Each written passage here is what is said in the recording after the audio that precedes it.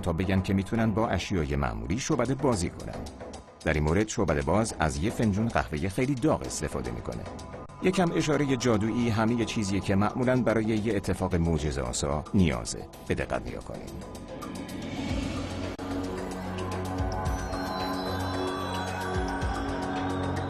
قهوه به طرز جادویی تبدیل شد به یه توده سکه هایی به ارزش چندین دلار، تقریباً به اندازه کافی برای پرداختن هزینه یه شیر قهوه. خب شعبده باز چطوری جلوی چشم‌های شگفت زده ما قهوه رو به سکه تبدیل میکنه؟ رازش اینه: اول بدون هیچ تشریفاتی به ما نشون میده که فنجون قهوه معمولیه، اما نیست. توی فنجون یه فنجون کوچکتر قایم شده. بزرگی این فنجون فقط به اندازیه که تا زیر خط قهوه برسه.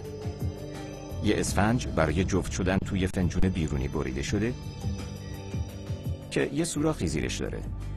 این سوراخ از انگشت اون بزرگتر نیست. این نقطه کلیدی این حیله است. فنجون کوچیک با سکه پر شده و توی فنجون بیرونی و روی اسفنج قرار گرفته. در نهایت روی فنجون ها از قهوه پر شده. قهوه واقعی.